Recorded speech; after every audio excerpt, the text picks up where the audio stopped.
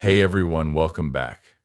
In this video, we'll look at how Denise Boggs responded to some very serious claims made in Rachel Lamb's most recent show.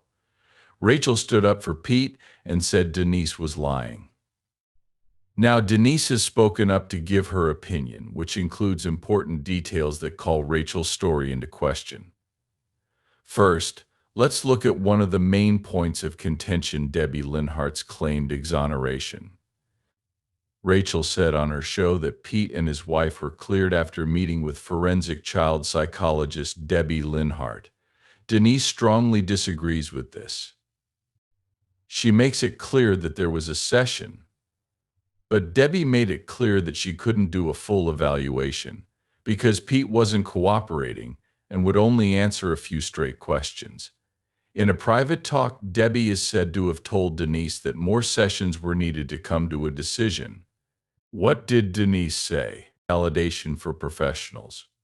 Pete is found not guilty. The accusations against Pete and his wife were continued, and on August 20th, 2021, they met with Debbie Linhart, LSC, a forensic child psychologist, to do so. To make sure the process followed professional standards, Pete's wife asked Denise Boggs if she could be there during the interview, or if Debbie wanted to talk to Pete by herself. Debbie told Denise that she was sure she wanted to talk to both Pete and his wife at the same time. After this choice was made, Denise, Debbie, Pete, and his wife all got together, and Debbie did a full and in-depth interview with them. During the session, Debbie asked a lot of detailed questions, and Pete and his wife gave full and honest answers, showing that they were willing to work together and handle this properly. During the meeting, Debbie said that none of this would hold up in court and that she thought the whole thing was just a big family mess caused by years of competition, jealousy, and not getting along. When the meeting was over, Denise walked Debbie to her car and they talked.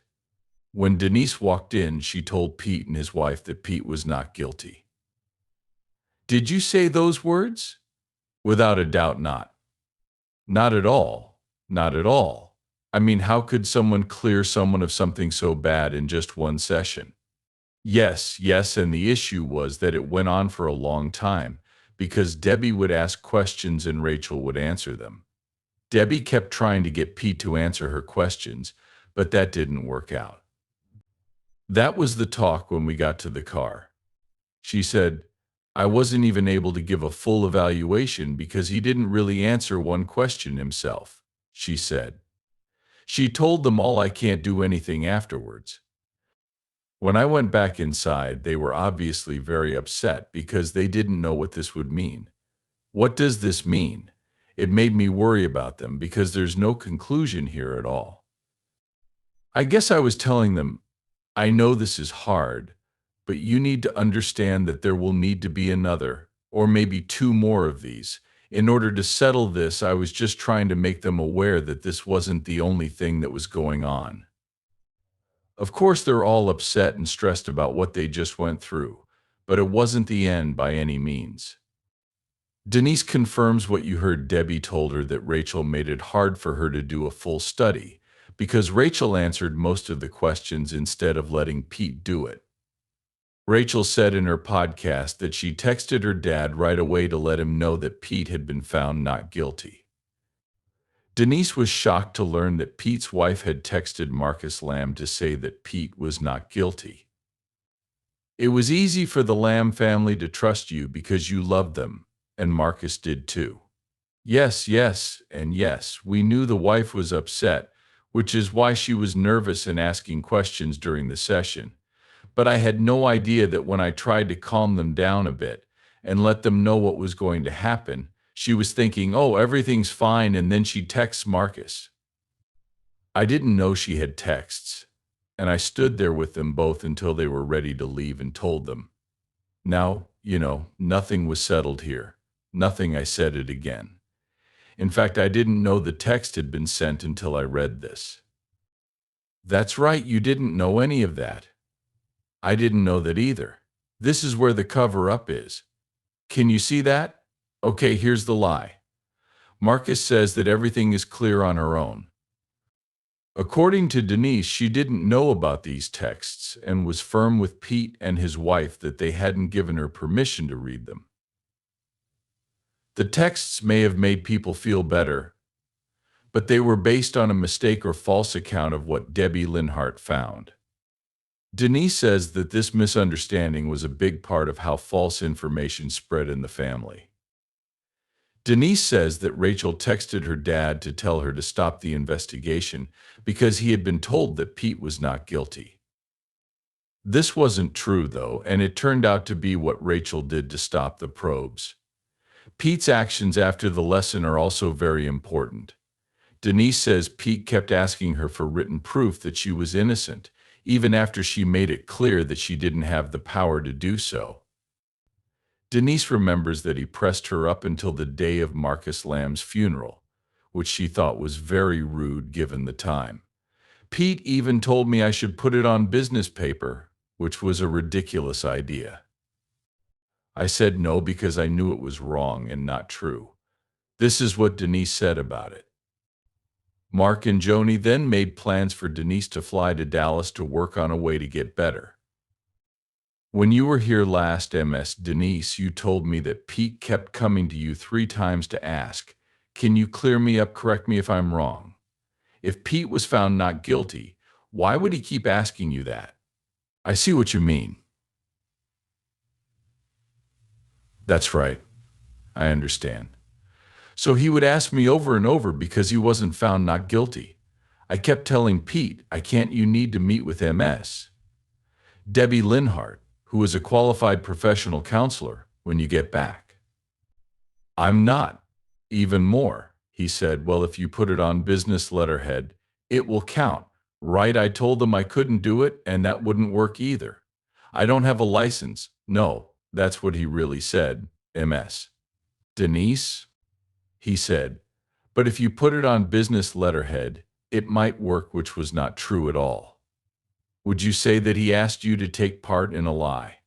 I understand. Those are just my thoughts. After that, I had one more thing to say. I dropped it. That wasn't possible, I told him. Yes, I did say you would have to come back. He replied, no, that was very hard. And I'm not going to do that hard session again. He did use that word, though, didn't he? He said, I'm not going to answer those painful questions again. Yes, yes, yes. Okay, I get that it was hard for him.